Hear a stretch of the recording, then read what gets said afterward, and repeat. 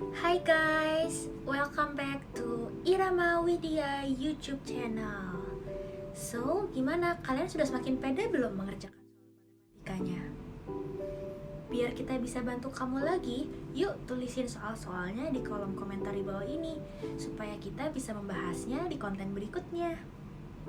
So, don't forget to subscribe, like, comment, and then hit notification bell supaya kamu gak ketinggalan video-video berikutnya. And don't forget to share this video, okay?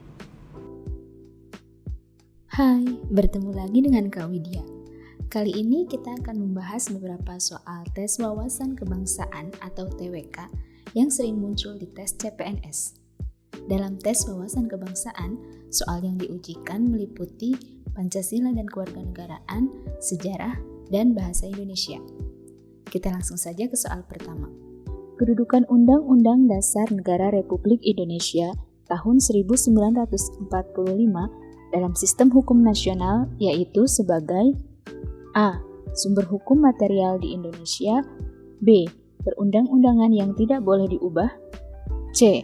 Acuan pengembangan hukum di Indonesia. D. Sumber hukum tertinggi di Indonesia. E. Dasar falsafah hukum di Indonesia. Undang-Undang Dasar Negara Republik Indonesia tahun 1945 dalam sistem hukum nasional memiliki kedudukan sebagai hukum tertinggi di Indonesia.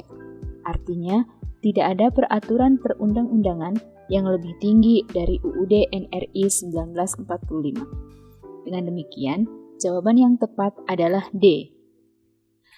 Oke, kita lanjut ke soal berikutnya.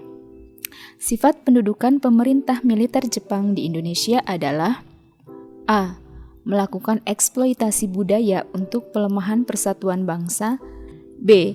Penetrasi politik diskriminatif dengan strategi divide et impera. C. Melakukan tekanan kultural pada masyarakat perkotaan. D. Mobilisasi tenaga kerja untuk keberlangsungan pabrik di perkebunan. E. Strategi ekonomi berbasis eksploitasi sumber daya alam. Sifat pendudukan pemerintah militer Jepang mewarnai berbagai bidang kehidupan di Indonesia. Dalam bidang pendidikan, pemerintah militer Jepang menghapus pendidikan diskriminatif peninggalan Belanda dan menetapkan bahasa Indonesia sebagai bahasa pengantar di sekolah. Sementara di bidang politik, Jepang berusaha bekerja sama dengan tokoh bangsa untuk mendukung mempertahankan kemenangan Perang Asia Timur Raya, sebagaimana tindakannya menutup perkebunan-perkebunan karena dianggap tidak mendukung peperangan kecuali perkebunan karet.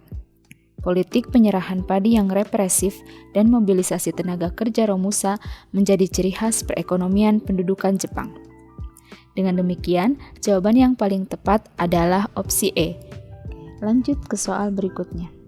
Perhatikan paragraf berikut ini.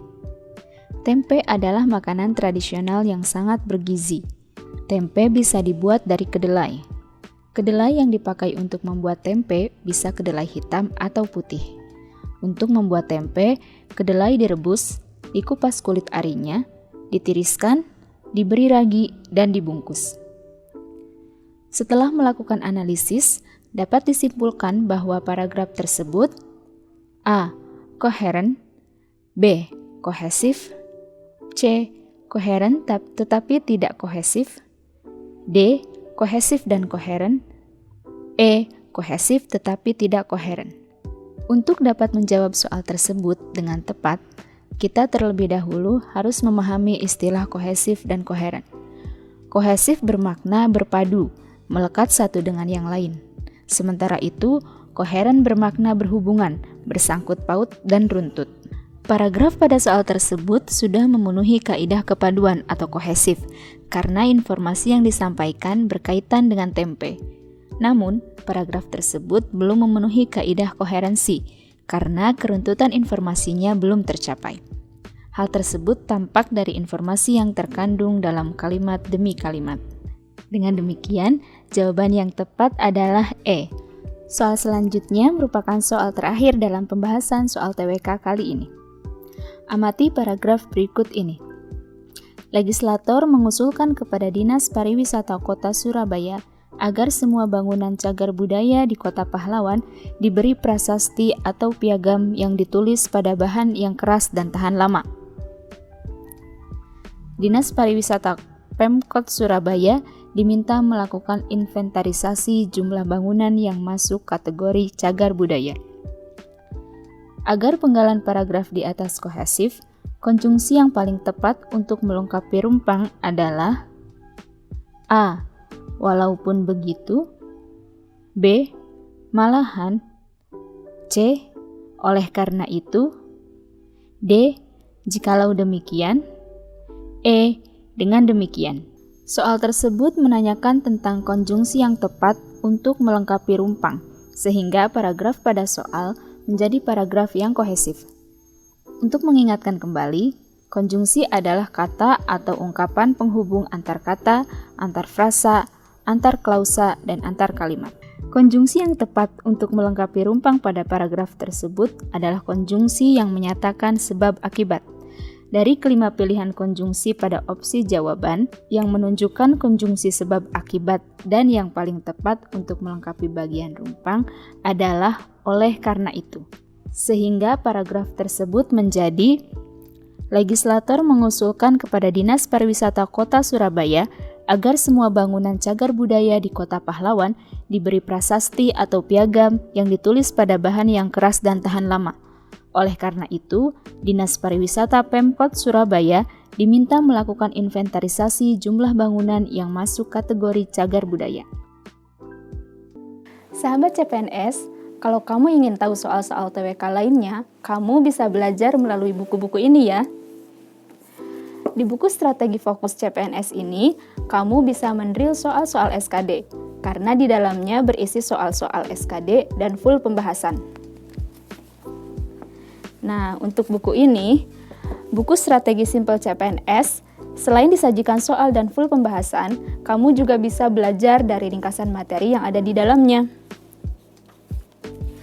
Buku-buku ini bisa kamu dapatkan di Gramedia terdekat atau official store kami di Tokopedia, Shopee, Lazada, dan Bukalapak. Well, pembahasan soalnya is super clear and easy. Pastinya kamu udah lebih paham dong mengerjakan soal-soal seperti ini. So, to let you guys understand better about the questions, jangan sampai ketinggalan nonton video berikutnya ya. And don't forget to subscribe, like, comment, and then hit notification bell supaya kamu gak ketinggalan nonton video berikutnya. So, see you guys in the next video. Bye-bye.